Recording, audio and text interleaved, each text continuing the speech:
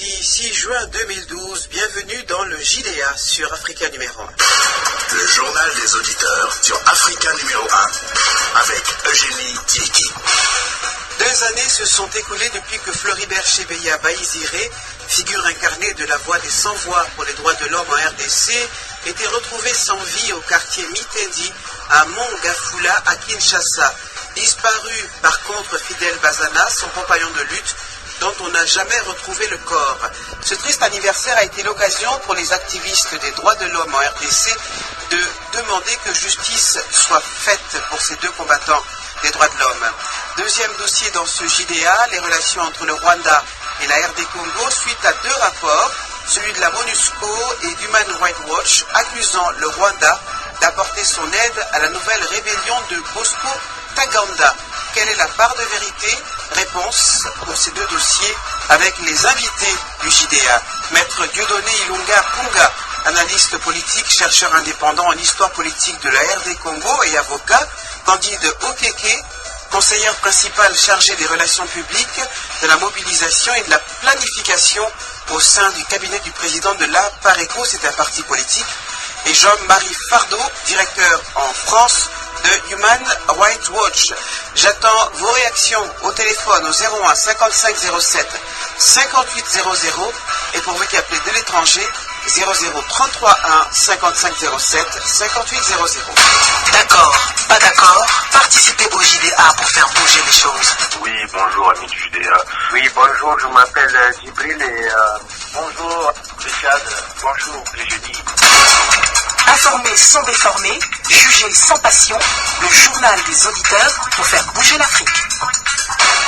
Premier invité du JDA, Candide Okeke, bonjour. Bonjour Madame Eugénie Dieki. Merci de nous accompagner. Alors nous allons parler d'abord donc de Floribert Chebeya Bahizire ainsi que de son frère d'armes, comme qui dirait Fidel Bazana, disparu depuis 2 ans. Alors on sait que Floribert Chebeya est décédé puisqu'on a retrouvé son corps sans vie au quartier Mitendi à Mongafula à Kinshasa et que par contre le corps de Fidel Bazana n'a pas été retrouvé jusqu'à présent. La première question que j'ai envie de vous poser, c'est qui sont, selon vous, les véritables commanditaires de ce double meurtre, même si on sait qu'un groupe de policiers considérés comme ayant participé à l'assassinat de ces 2 défenseurs ont été traînés devant les tribunaux, mais considérés comme ayant participé à l'assassinat de ces 2 défenseurs ont été traînés devant les tribunaux, mais que curieusement, inexplicablement, le général John Numbi, commandant en chef de la police nationale, qui avait convoqué et reçu Chebeya, est toujours en liberté. Oui, mais madame, vous savez, cette affaire met en relief, malheureusement, ce qui devient une habitude en RDC, c'est que les véritables criminels ne sont jamais poursuivis. C'est un fait depuis des années, depuis que M. Kabila est arrivé au pouvoir. Ça a commencé déjà avec la manière dont on a mis en place les institutions de la transition après la guerre. On a eu des seigneurs de guerre qui sont retrouvés au pouvoir. Toutes les personnes qui ont eu à commettre des exactions, etc., n'ont jamais réellement été poursuivies, malgré tout les rapports d'ONG, de l'ONU, etc.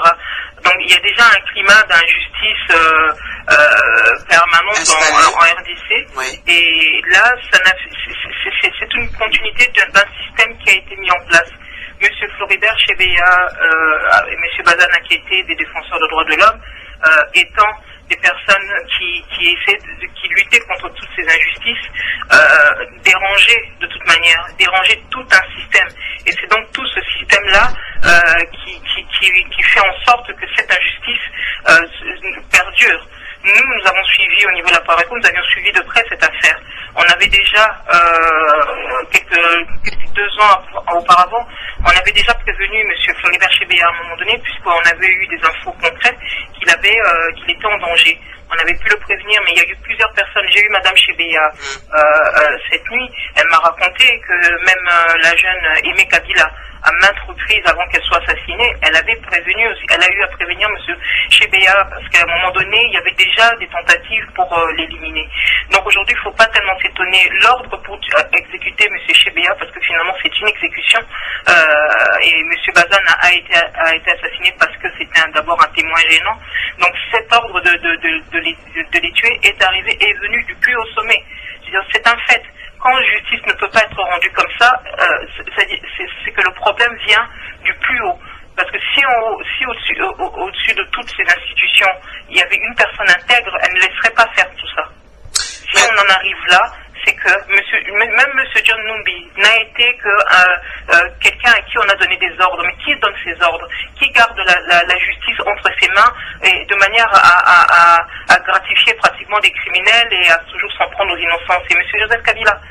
Donc voilà, alors à partir du moment où on a eu une culture pratiquement de prime au crime, dans tout ce qui s'est passé en RDC, il ne faut pas s'étonner. Et malheureusement, des Chebeya, il y en a eu d'autres, et il y en aura encore d'autres, puisque ce système est toujours en place. Justice ne pourra pas être rendue par les personnes même qui sont au cœur de l'assassinat de M. Chebeya. Il faut qu'on sorte un peu de cette hypocrisie. Ça ne sert à rien d'attendre que justice soit rendue par M. Kabila. Il n'est pas le garant de la justice dans ce pays. Il est devenu le garant de toutes les injustices. Daniel, avant de passer la parole à maître Dieudonné Ilunga Punga. Daniel, vous êtes là? Oui, Mme Jenny. Bonjour, je vous écoute. Oui, bonjour, Mme Jenny. Comme vient de le dire Mme Candido Keke, nous sommes fatigués avec tous ces rapports qui ne donnent absolument rien aujourd'hui en République démocratique du Congo. On sait que M. Kabila ne respecte absolument rien, tout ce qui est des droits de l'homme. C'est un homme très violent et c'est lui qui donne les ordres. Parce que tout ce que M. Chebeya faisait gêner qui?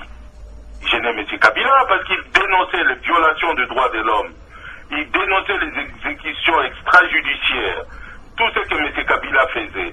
Donc l'ordre est venu de Kabila pour liquider justement M. Chebeya et son compagnon de route. Et ça, il n'y a pas de tout à cela. La preuve, c'est que même Moukalaï, qui est aujourd'hui en prison, disjoncte lorsque Mende a fait sa conférence de presse. Moukalaï a dit Mende ne peut pas tenir ce genre de langage à mon égard, car les ordres sont venus de plus haut, de Kabila. Donc je pense que tout le monde sait qu'aujourd'hui Kabila, c'est le danger de notre pays. Et nous n'en avons marre de tous ces rapports qui disent M. Kabila exécute, M. Kabila fait ici et qui n'aboutissent absolument à rien. Merci Daniel. Maître Dieudonné Ilunga Punga, alors qu'est-ce que vous pensez de ce que nous a dit, de ce que vient nous dire Daniel? Bon, c'est apparemment un crime d'État, je dis bien apparemment, parce qu'il faut se méfier des accusations sans preuve. Mais en même temps, l'autre question, c'est est-ce que vous pensez qu'il faut rouvrir le procès Chebeya pour que le gouvernement Kabila, pour que le président Kabila démontre la preuve qu'il veut un tant soit peu un peu de justice pour ceux et celles de ses compatriotes qui œuvrent en direction de la paix et des droits de l'homme? Oui, merci beaucoup. J'ai suivi le deux prédécesseurs. Je crois qu'il n'y a pas beaucoup de choses à dire. Ils ont dit l'essentiel de ce qui est comme message. Il faut retenir, il y a deux choses dans cette affaire. Le problème de justice dans ce pays n'existe pas. Déjà, en 2010, le président Tshisekedi avait dit à cette époque-là qu'il n'y aura rien. Et nous ne sommes pas ce de ce qui est arrivé. Donc, il faut savoir que la protection des droits de l'homme n'existe pas dans ce pays. Parce que du moment où ceux qui s'occupent de la protection des droits humains sont menacés, ça signifie qu'il y a un problème très sérieux. Le problème de la bonne gouvernance, et il n'y aura jamais la protection des droits de l'homme dans ce pays. Donc, notre pays ne fait que reculer depuis que nous avons eu l'indépendance. Depuis que ce pays s'est accident à l'indépendance, rien ne va dans le sens positif. Dans ce cas-là, il faut dire que la vérité est le fil du temps.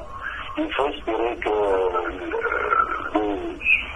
la bonne gouvernance soit installée avec l'arrivée de Tshisekedi, du moment où l'Impérium sera là. Donc, nous y reviendra. En vérité, depuis un jour ou un autre, on va toujours revenir à tous ces gens qui ont commis ce crime. Alors, on a beaucoup de difficultés à vous entendre, Maître Dieudonné Ilunga Punga. Des auditeurs au bout du fil. Olivier, est-ce que vous êtes là? Bonjour Olivier. Bonjour Mme Jenny. Je vous écoute. Bonjour à vos invités. En fait, moi j'ai un élément nouveau que je pourrais rapporter. Oui. Et il n'y a pas longtemps, je crois en 2000, si je me trompe pas, en 2010, 11, on avait une réunion, on a reçu la femme de Floribert Chebeya, on avait une réunion, et il nous a confié, il nous a dit, le jour même de la mort de son mari, et son mari, il a été invité en fait par le général Yombi dans son bureau, et au moment où il allait dans son bureau, dans sa voiture, il a envoyé un texto à sa femme pour lui dire que je suis allé au bureau de monsieur le capitaine, j'ai oublié son nom là. Il a envoyé son texto, il nous a montré le texto sur son portable. Au moment même, quand on l'a reçu dans son bureau, il a envoyé encore un texto à sa femme pour lui dire que pour le rassurer que là, je suis dans le bureau de monsieur le capitaine Lumbi. John Lumbi. Le capitaine, voilà. Et dès là, il y a eu plus de nouvelles de son mari, tout et tout. Et sa femme était convaincue que c'était un crime qui venait au sommet de l'État. Alors, pour dire que, pour répondre à ce qu'elle a dit à votre l'auditrice tout à l'heure là, c'est un crime qui vient de plus au sommet de l'État. Pour dire que vraiment, il n'y a rien à attendre de cette justice-là. Il n'y a rien du tout. Ça, c'est des mascarades, voilà, pour faire genre, oui, il y a la justice, machin, mais faut s'attendre à rien du tout. Donc, voilà. Merci beaucoup. Olivier. Beau Lanciné, bonjour. Bonjour madame. Je vous écoute. Bonjour à vos invités. C'est-à-dire que moi, le vrai malaise dans toutes ces affaires, c'est que les institutions de droits de l'homme nationales dans les pays africains, c'est qu'elles sont abandonnées à elles-mêmes. Parce que les institutions africaines, que ce soit l'Union africaine, des structures sous-régionales comme la CEDEAO et autres, n'ont aucune pression sur comme on appelle, sur ce chef d'État, sur ce pouvoir-là. S'ils n'ont pas le soutien des institutions africaines, ils ne peuvent rien faire. Parce qu'ils n'ont pas d'autre pouvoir. Parce que c'est vraiment quand même difficile qu'un continent vieux comme l'Afrique, indépendant il y a 50 ans, et que toutes les régions africaines sont devenues des foyers de tension, et qu'à l'intérieur de ces pays, on ne peut pas encore respecter ces droits les plus élémentaires. C'est que les institutions n'ont pas, comme on appelle, n'ont pas de pouvoir, c'est-à-dire que c'est le simple syndicat des chefs de l'État. Sinon, si le peuple, il y avait une certaine représentation des courants politiques et qu'il y ait un vrai débat, qu'il y ait une certaine alternance, je pensais en ce moment, on peut vraiment imposer à chaque pays et aider ces institutions pour que vraiment justice soit faite. Mais si c'est le président et le gouvernement qui détiennent tous les pouvoirs, et qu'est-ce que ces droits de l'homme et institutions vont faire? On attend toujours. C'est ça le vrai problème, c'est qu'au niveau continental, il n'y a pas ces structures-là qui soutiennent ces institutions nationales de droits de l'homme. Si j'étais soutenu fermement et que ces institutions africaines étaient vraiment sérieuses, vous allez voir que les choses vont changer. Mais quand on est quelques personnes, qu'on parle toujours, et puis qu'on a en face à une armée, à une personne qui est là, ben, qu'est-ce qu'on peut faire? Ça ne s'agit pas. Merci. Beau Lanciné de votre appel. Candide Okeke, qu'est-ce que vous répondez à ces points de vue d'auditeurs? Justement, je pense que cet auditeur met un peu le doigt sur quelque chose de crucial, malheureusement, par rapport à la tragédie que vit le peuple congolais et dont l'affaire Chebeya n'est qu'une manifestation de plus. C'est-à-dire que des personnes comme ceux qui sont au gouvernement là-bas sont des personnes qui tirent essentiellement la force de leur pouvoir de l'appui de la communauté internationale en général, aussi bien de certains pays africains qui les soutiennent, etc. Et c'est là le drame que vit le peuple congolais. Le peuple congolais a fait confiance à la communauté internationale. À chaque fois, pour sortir de cette crise, elle a pu écouter la communauté internationale qui leur disait allez à Sun City, engagez-vous dans les premières élections en 2006 et ensuite en 2011. La population a fait totalement confiance à cette communauté internationale, bien que des gens comme nous leur disaient régulièrement que ce système est appelé à l'échec parce que les personnes qui sont à la tête ne sont pas des démocrates, sont déjà des personnes qui ne sont là que pour réprimer, etc. Et malheureusement, la communauté internationale s'est toujours mis systématiquement du mauvais côté. Regardez aujourd'hui, on a vu des chefs d'État qui vivent pratiquement comme des bannis, des gens qui sont infréquentables.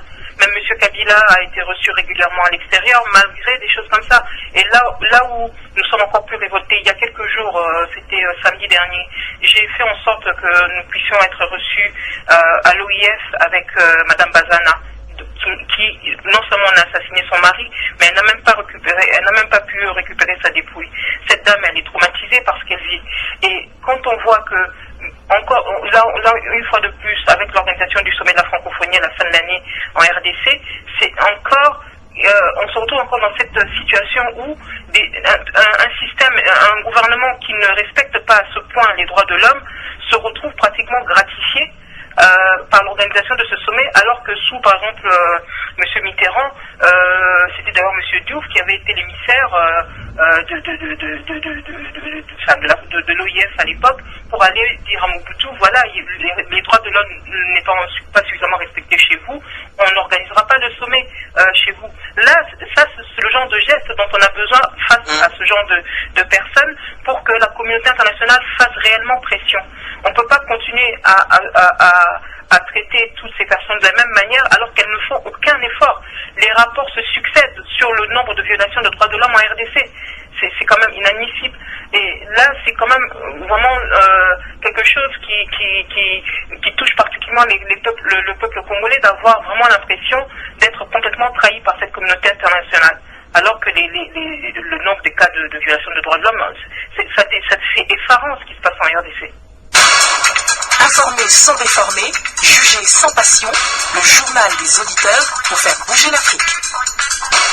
Et on passe au deuxième dossier de ce JDA, les relations entre le Rwanda et la RD Congo. Le Rwanda apporterait son aide, et c'est confirmé justement, le Rwanda apporte son aide à la nouvelle rébellion du M23 de Bosco Ntaganda. Cette aide est confirmée par la MONUSCO et Human Rights Watch. Alors, Maître Dieudonné Ilunga Punga, pourquoi le Rwanda, et en même temps, pourquoi il s'indigne de ce rapport qu'est-ce qu'il faut répondre à cela? Oui, il faut dire qu'en République démocratique du Congo, pour faire école et prendre de plus d'ampleur en 1998 jusqu'à nos jours. Donc, vous vous rappellerez, en 1998, l'appel est dit par la petite porte ou par la fenêtre. Et aujourd'hui, on sait que pour arriver au pouvoir, il faut prendre des armes et commencer une rébellion. De sorte que, à la fin, on se retrouve devant trois hypothèses. Il faut les cessez-le-feu, la négociation et puis les trains de se faire en ce moment. C'est de cette façon qu'on peut arriver au pouvoir au Congo. C'est-à-dire la lutte non armée telle que nous l'avons menée dans ce pays, ça ne donne pas quelque chose de positif. Donc nous ne pouvons pas être surpris de ce qui se passe à l'Est dans ce sens-là. Alors, je rappelle que des enquêtes sur le terrain qui ont été menées courant mai par Human Rights Watch dans la région ont révélé que des responsables militaires rwandais ont fourni des armes, des munitions ainsi qu'environ 200 à 300 recrues pour soutenir la mutinerie de Ntaganda dans le territoire de Rutshuru, dans l'est de la RD Congo. Quelle a été la réaction des autorités de la RD Congo, Candido Okeke? Leur réaction est encore une preuve flagrante de leur complicité dans tout ce qui se passe justement. On a vu, alors que le monde entier est en train de pointer du doigt le Rwanda une fois de plus comme agresseur de la RDC, on a vu un gouvernement qui était là en train de faire semblant de douter, de faire croire qu'ils ne sont pas au courant. Mais madame, vous savez, ce qui vient d'être dit là n'est qu'une petite pointe de l'iceberg. Nous nous réjouissons que finalement, que enfin les médias fassent écho, que enfin peut-être il y a des rapports plus conséquents sur justement l'implication un peu du Rwanda dans la déstabilisation de la RDC, notamment par l'Est. Mais si vous regardez, il y a des rapports de l'ONU déjà il y a quelques années, etc., par le panel de l'ONU, etc. Ils avaient déjà mis le doigt là-dessus. Vous savez, le pillage qui se fait à l'Est, le pillage aussi, s'opère à partir du Rwanda. Le Rwanda ne produit pas certaines ressources, mais le Rwanda se retrouve vendeur exclusif ou important de ces minerais. Comment on peut expliquer ça? C'est tout un système qui a été mis en place pour le pillage et l'extermination en plus de la population. Ce qui se passe là, ce qu'on doit dessus, ça met en relief ce que certains Congolais comme nous défendons, nous essayons d'alerter, ce sur quoi nous essayons d'alerter depuis un moment, qui est le processus de balkanisation et d'occupation des terres congolaises. Alors, et quand on voit ça, le gouvernement congolais ne peut que avoir une attitude comme celle-là, parce que, regardez, la CPI a annoncé qu'elle a lancé un mandat d'arrêt contre Bosco Ntaganda. Dans ce document, on voit que Bosco Ntaganda est rwandais. Comment expliquer que ce Rwandais se retrouve à la tête de l'armée congolaise s'il n'y avait pas de complicité au plus haut sommet? Un autre exemple, samedi dernier, c'était le week-end dernier, la population a voulu marcher pour soutenir les populations à l'Est qui vivent des choses abominables et soutenir nos militaires. Comment expliquer que le gouvernement congolais a empêché cette marche, a réprimé cette marche? Est-ce qu'on peut imaginer dans des pays comme la France ou aux États-Unis où on a des troupes qui sont engagées en Afghanistan, est-ce qu'on pourrait comprendre que la population qui voudrait marcher pour soutenir ces troupes soit réprimée de la sorte, si ce n'est parce que ça dérange certaines personnes qui ont besoin, qui travaillent justement pour cette déstabilisation, pour tous ces crimes qui se passent à l'Est? Voilà la situation dans laquelle nous sommes aujourd'hui. Les Congolais, en fait, ce qui se passe aujourd'hui à l'Est, c'est un peu la configuration qu'il y avait sous la Seconde Guerre mondiale.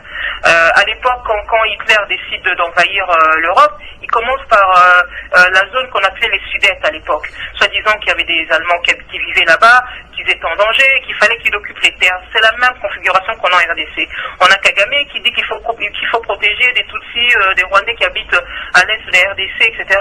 Mais tout ça n'est que prétexte pour occuper cette terre.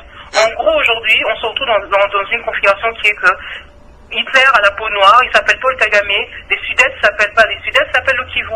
Alors, le monde doit prendre conscience de ça. Dans tous les cas, le peuple congolais aujourd'hui a compris, après toutes les solutions factices qu'on lui a proposées, qui n'ont jamais abouti, elle a compris aujourd'hui, avant qu'on fasse quoi que ce soit dans ce pays, il faut d'abord que nous retrouvions notre souveraineté, notre démocratie, la justice et la paix avant qu'on fasse quoi que ce soit d'autre. Ça a été d'ailleurs une des raisons pour laquelle nous sommes en train de manifester régulièrement maintenant contre le sommet de la francophonie, parce que nous disons, il ne faut plus cette culture de prime au crime. Il faut d'abord sanctionner, il faut d'abord arrêter. Alors si vous permettez, Candido Okeke, Madame Yulia Tymoshenko, on boycotte un événement comme ce qui prépare en Ukraine, il n'y a pas de raison pour le cas de M. Béchir, on lance un mandat d'arrêt. Il n'y a pas de raison pour que l'OTAN s'investisse pour aller attaquer Kadhafi parce que il serait en train de malmener ces populations, etc. Il n'y a pas de raison pour que la communauté internationale s'investisse autant pour ces cas qui, bien sûr, pas pour la RD Congo. Alors Jean-Marie Fardeau, pardonnez-moi Candido Okeke, mais il nous reste à peine 3 minutes et je dois donner la parole à Jean-Marie Fardeau qui est le représentant en France de Human Rights Watch. Alors le général Ntaganda, bonjour Jean-Marie Fardeau, est-ce que vous m'entendez? Alors le général Ntaganda, les dirigeants du M23 ont rejeté les rapports qui les accusaient de collaborer entre eux avec le Rwanda, ainsi que la ministre des Affaires étrangères rwandaise, Louise Mushikiwabo, qui a démenti avant la publication de ce rapport. Elle a qualifié les travaux, vos travaux donc de simplistes, irresponsables, et je la cite, aussi dangereux que des balles ou des machettes. Et à la publication de ce dernier rapport, donc le 28 mai dernier, elle a démenti catégoriquement. Qu'est-ce que vous répondez? On est bien sûr très, très déçus par ce type de réactions qui ne sont pas à la hauteur des défis qui se posent aujourd'hui dans l'est du Congo et en particulier au Nord Kivu.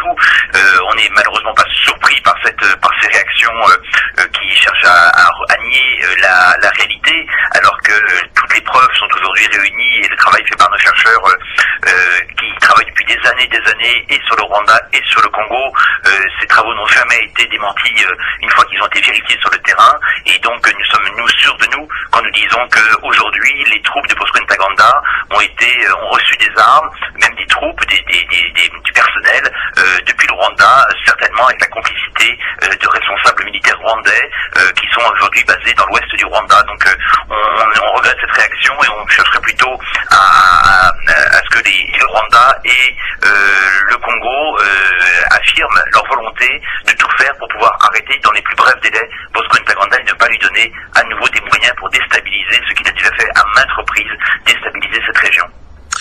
Je vous remercie Jean-Marie Fardeau pour votre éclairage. Je rappelle que vous êtes responsable en France de Human Rights Watch.